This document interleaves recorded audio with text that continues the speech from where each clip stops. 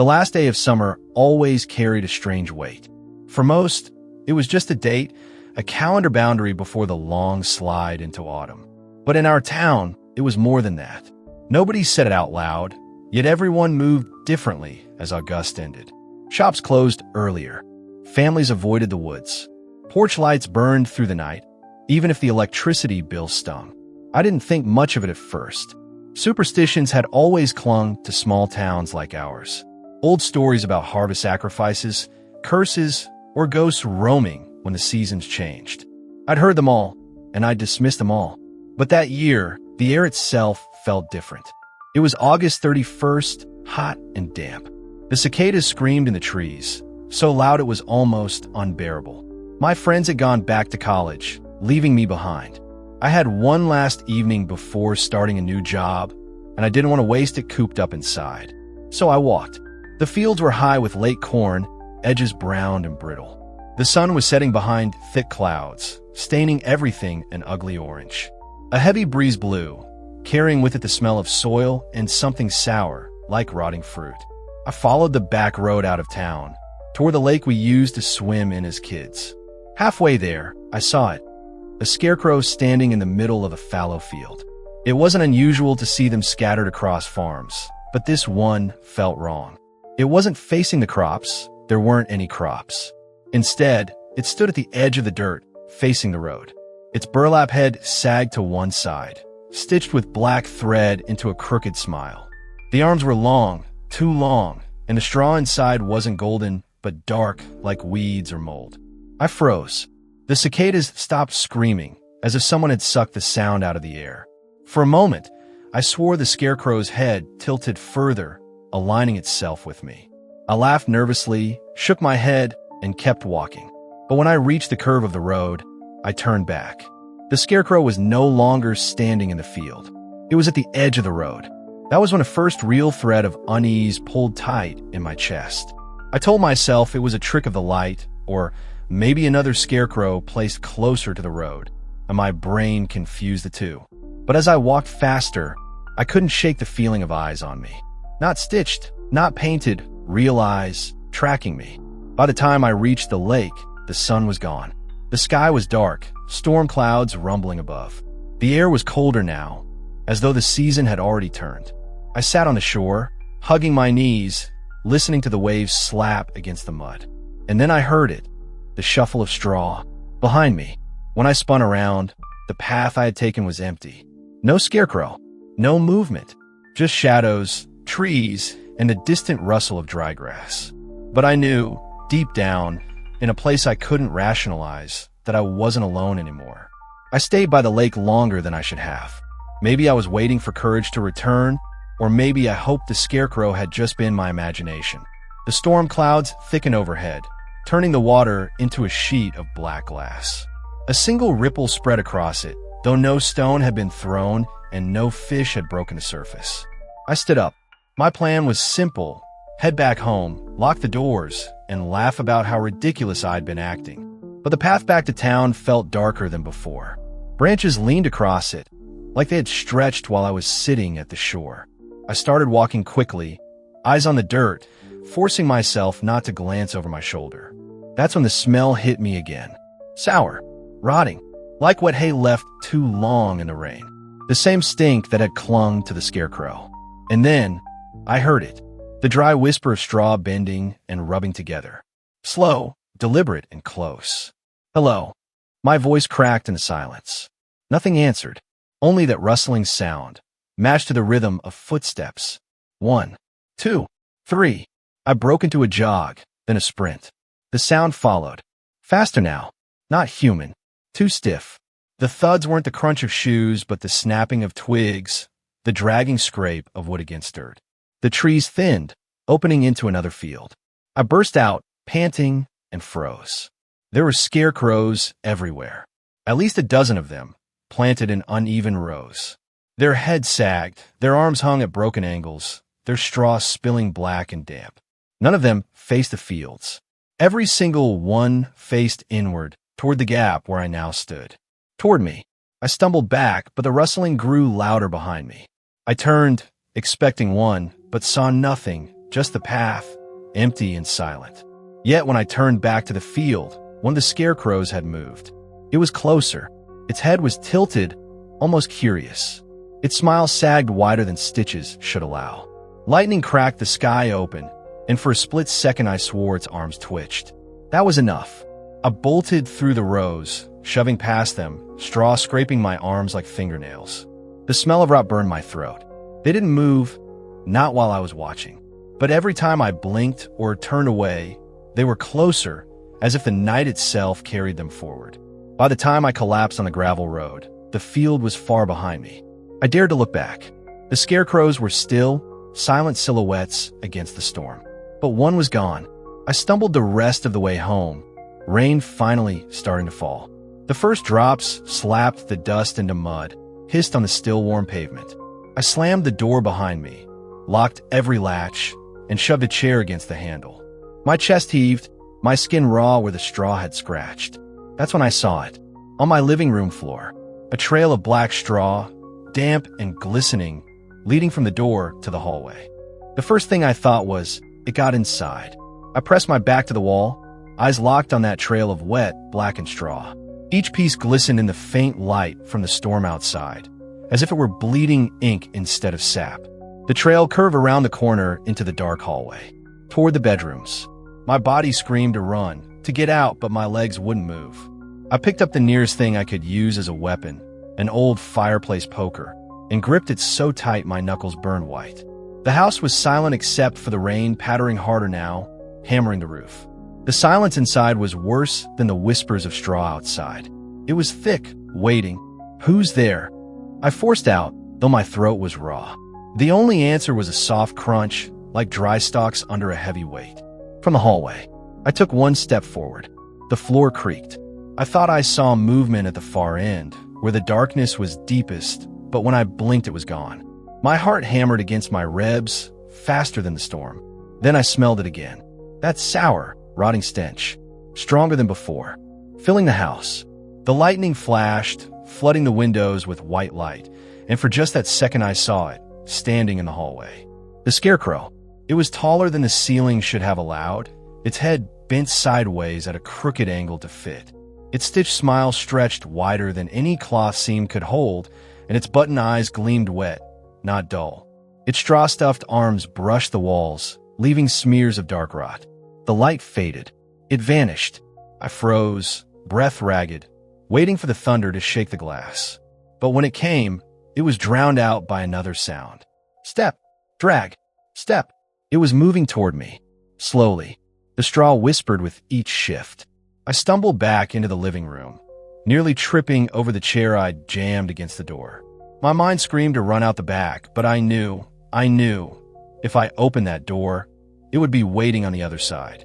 The hallway darkened further, swallowing the space between us. But I didn't need to see it. I could feel it. Every hair on my body stood on end. My skin prickled like static. The trail of straw stretched farther now, reaching across the living room floor like veins. Some pieces twitched, curling as if alive. I gripped the poker and forced myself to speak again. What do you want? No words. Only a sound, low and breathless, like wind through dead stalks. A whisper that almost formed syllables, almost human, but not. The lights flickered, then went out. The house drowned in black. For a long second, all I heard was the storm outside and my own breathing. Then, from less than a foot away in the dark, the sound of straw bending, twisting. I swung the poker blindly, smashing into something solid. The impact rattled up my arm, but there was no cry of pain, no grunt. Just the sound of tearing fabric, and then laughter. Not loud, not human. A rasping wheeze that seemed to come from the walls themselves. Lightning burst again, lighting the room for only a moment. The scarecrow was right in front of me now. Its smile split its burlap, face open wider than its head, straw spilling out like guts. Its arm reached out, stiff but deliberate, fingers a splintered with opening to grasp. And then, darkness again. The poker slipped from my hands as its shadow swallowed me. I tried to retreat, but the wall was already at my back. The smell of rot and mildew filled my nose until I gagged. My hand fumbled for anything, lamp, chair, even the wooden frame of the window, but I knew deep down that nothing would stop it. The scarecrow leaned closer. In the flicker of lightning, I saw its face wasn't sewn anymore. The burlap was tearing open, fibers splitting, revealing something wet beneath. A face, but not human. Something that had been hiding in the cloth all along, using it as skin. Its whisper crawled into my ears. Harvest. The word didn't sound like a voice. It was the hiss of wind through empty fields, dry and endless. My stomach clenched, like something inside me wanted to answer. And then I realized its hand wasn't reaching for me. It was pointing toward the back door. My body reacted before I could think. I lunged for it, shoving the chair aside, fumbling with the lock. Behind me, I heard the grinding shuffle, straw tearing, wood cracking. It wasn't fast, but it didn't need to be. It wanted me to run. I tore the door open and plunged into the storm. Rain slammed against my face, cold enough to sting. The field stretched before me, soaked and swaying in the wind. Every stalk bent, as if bowing to some invisible force. I ran. My feet slipped in the mud, but I didn't dare look back. I sprinted down the path toward the tree line, the only place that might shield me. Branches clawed at me as I stumbled into the woods. But the sound followed. Step, drag, step. It never hurried. It didn't need to. No matter how fast I went, it was always close. The deeper I pushed into the woods, the stranger it became. The trees leaned unnaturally, trunks bending inward, forming narrow corridors. My breath tore through me in gasps, the storm muffled above the canopy. And then I stopped, because in the clearing ahead, I saw light. A lantern, flickering golden. Someone was there. A man, old, hunched, holding the lantern by a crooked stick. His eyes met mine, pale and distant. "You ran?" he said, his voice hollow. "They always run." "Help me," I shouted, mud streaking my arms, chest heaving. "It's coming, it's—" The lantern light shifted, and I saw the truth. His body wasn't whole. Straw poked from his sleeves, his neck. His skin was stretched thin, like parchment over stuffing. He smiled sadly. "The last day of summer is theirs. Always has been. We keep the fields for them. We feed them." My stomach turned cold. "No." Behind me, the sound stopped. No dragging, no step, only silence. When I turned, the clearing was empty. No scarecrow, no storm, nothing. Only rows of corn swaying gently, though no wind blew here. The old man raised his lantern, and for the first time, I saw the field wasn't corn. It was bodies. Dozens of them, standing in rows, their skin stretched, their eyes empty, their mouths sewn shut. Each one stuffed with straw, each one swaying like stalks in invisible wind. He placed the lantern at my feet and whispered, "It's your turn to keep the harvest." Something cold wrapped around my wrists, holding me in place. I looked down, straw was crawling up my arms, piercing my skin, weaving itself into me. I screamed, ripping, clawing, but the more I fought, the deeper it burrowed. My vision blurred. My chest stiffened, lungs barely moving. My skin stretched dry, splitting at the seams. I tried to cry out, but threads stitched across my lips, pulling them shut. The last thing I saw before the world faded was the old man lowering his head, whispering to the others in the field. Another for the harvest. Another for the last day of summer. And then I was still. Only the rain fell. Only the field swayed. And summer was gone.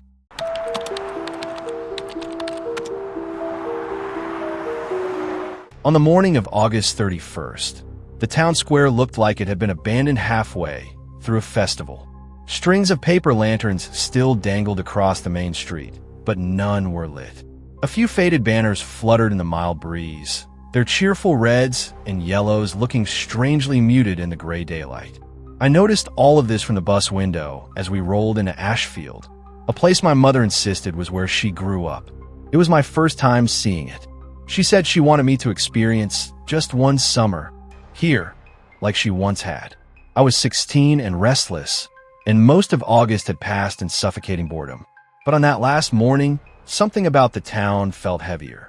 When the bus doors hissed open, I stepped down onto cracked pavement. No one else got off. The street was quiet except for the squeak of the bus as it pulled away, leaving me with a single backpack and the uneasy sensation that I'd arrived too late for something. My mother's old house stood at the far end of Willow Street. It looked nothing like the cozy photo she'd shown me weeks earlier. The porch sagged, shingles curled, and weeds sprouted through the steps. The windows, however, were perfectly clean, too clean, like someone had wiped them down that very morning. Inside, the air smelled faintly of burnt matches and dried flowers. On the kitchen table, I found a folded note in my mother's careful handwriting. Had to leave early. Don't worry, you'll be fine. Keep the shutters closed tonight. Whatever you do, don't go into the fields. I'll explain later. No signature. No explanation. Just that. The day passed in a strange haze. I wandered the town, but there weren't many people outside. A handful of shopkeepers closed up early. I asked an old man at the general store why everything felt so empty. He looked at me for a long time, then muttered, "Summer doesn't linger here. Best to let it end quiet." That night, I couldn't sleep. The shutters were locked tight, as instructed, but the house didn't feel safe. The silence outside was absolute, like the entire world had gone still. Even the crickets were gone. Around midnight, I heard the sound. It wasn't loud, just a soft, steady rhythm, like something brushing along the outer walls. I held my breath, straining to listen. A few seconds later, there was a faint knock, almost polite, against the back door. I crept through the dark hallway, every step echoing in the still house. The door was locked. The sound came again, a knock, deliberate and unhurried. Then a second knock against the front door, and then the windows. Something was moving around the house, circling, tapping each surface as if checking for weakness. My throat closed. My mother's note blazed in my mind. Don't go into the fields. I didn't move.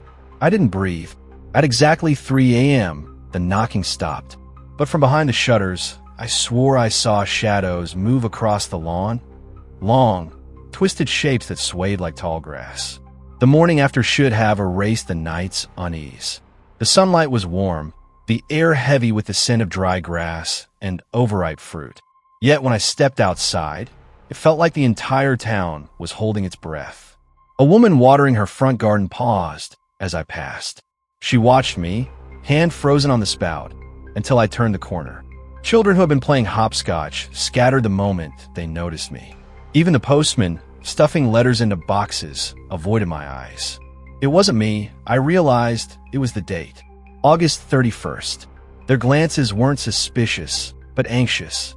I walked toward the edge of town, where fields stretched wide and golden, swaying lazily in the breeze.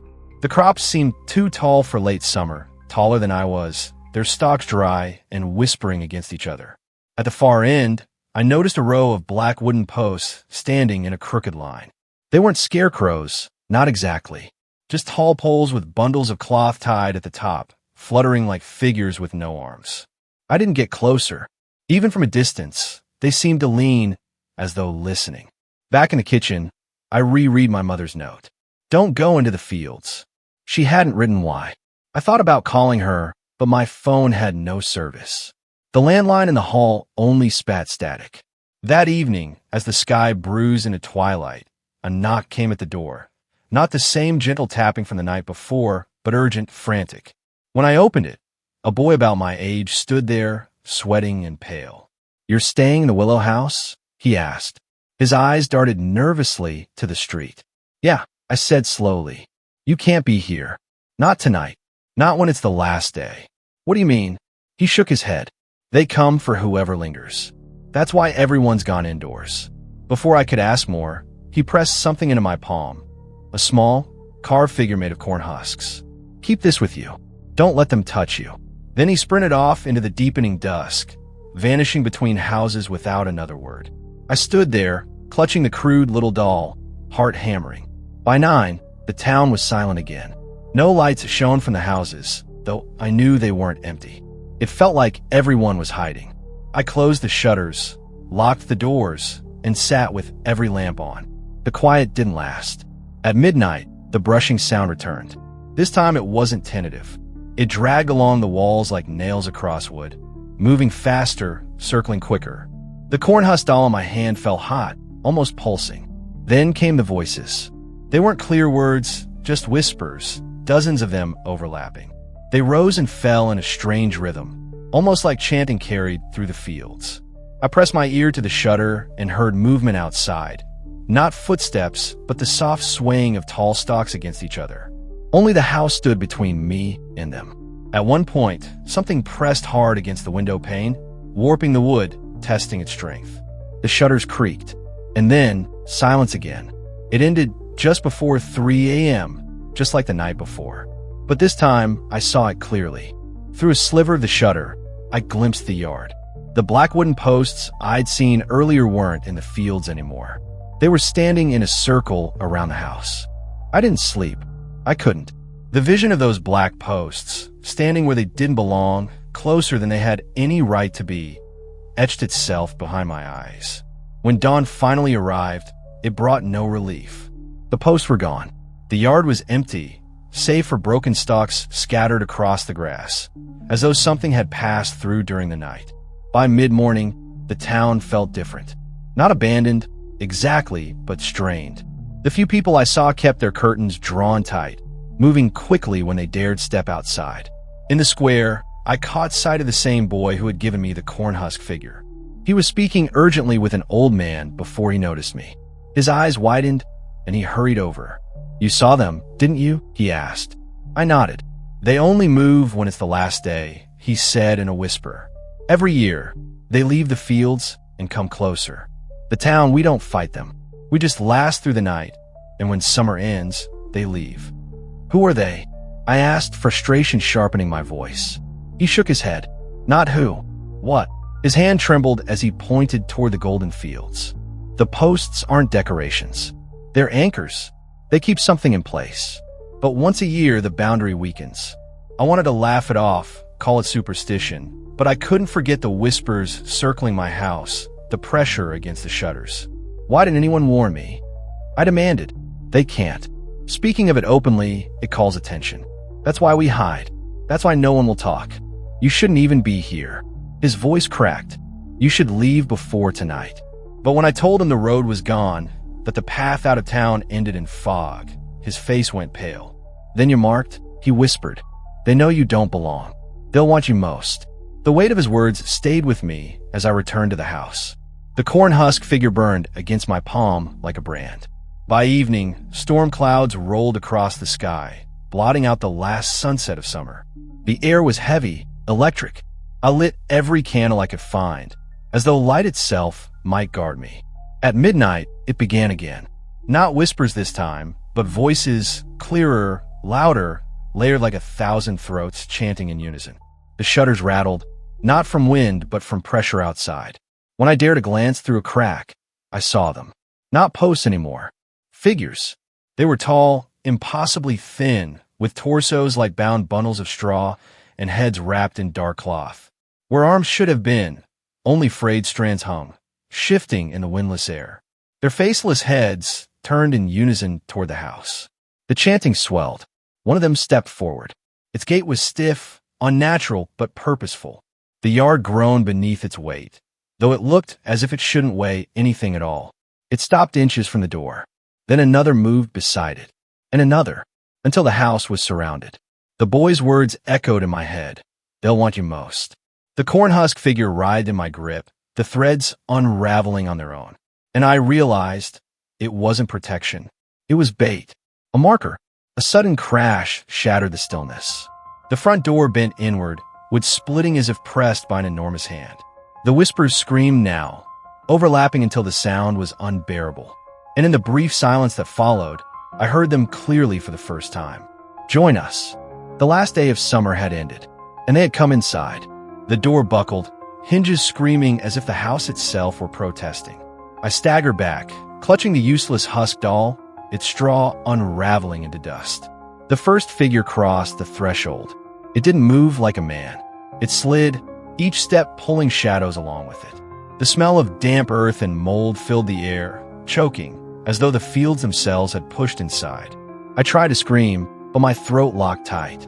My body felt leaden, pinned by unseen weight. They didn't touch me. They didn't need to. Their presence pressed against my skin, into my skull, until it felt like my thoughts weren't my own. "Join us," the voices whispered again. Not from their wrapped heads, but from within my mind. Each syllable landed like a nail hammered into place. The candles sputtered out one by one, as if snuffed by unseen hands, until the house was pitch black.